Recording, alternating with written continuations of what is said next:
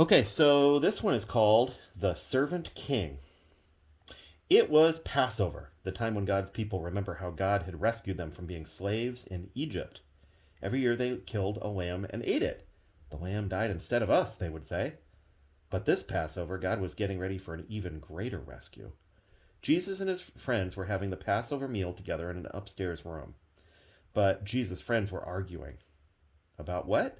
They were arguing about stinky feet. What? Stinky feet?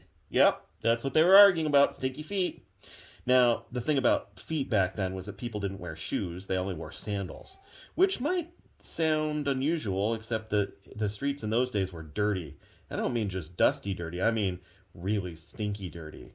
With all those cows and horses everywhere, you can imagine the stuff on the street that ended up on their feet. So, anyway, someone had to wash away the dirt, but it was a dreadful job. Who on earth would ever dream of volunteering to do it? Only the lowliest servant. I'm not the servant, Peter said. Nor am I, said Matthew. Quietly, Jesus got up from the table, took off his robe, picked up a basin of water, knelt down, and started to wash his friend's feet. You can't, Peter said. He didn't understand about Jesus being the servant king. If you don't let me wash away the dirt, Peter, Jesus said, you can't be close to me.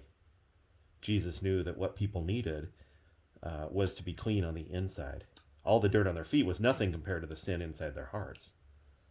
Then wash me, Lord, Peter said, tears filling his eyes, all of me. One by one, Jesus washed everyone's feet. I'm doing this because I love you, Jesus explained. Now do this for each other.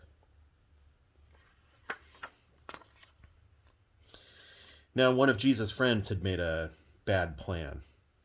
No one else knew what the bad plan was, but Jesus knew, and so did Judas. Judas was going to help the leaders capture Jesus for 30 pieces of silver. Go on, Judas, Jesus said. And Judas got up from the meal, left the room, and walked out into the night.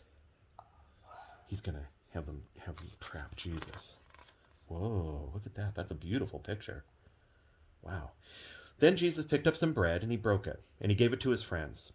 He picked up a cup of wine and thanked God for it and poured it out and shared it. My body is like this bread. It will break, Jesus told them. This cup of wine is like my blood. It will pour out. But this is how God will rescue the whole world. My life will break and God's broken world will heal. My heart will tear apart and your hearts will heal. Just as the Passover lamb died, so now I will die instead of you. My blood will wash away all of your sins, and you'll be clean on the inside, in your hearts. So whenever you eat and drink, remember, Jesus said, I've rescued you. Jesus knew it was nearly time for him to leave the world and go back to God. I won't be with you for long, he said. You're going to be very sad, but God's helper will come, and then you'll be filled up with a forever happiness that won't ever leave. So don't be afraid.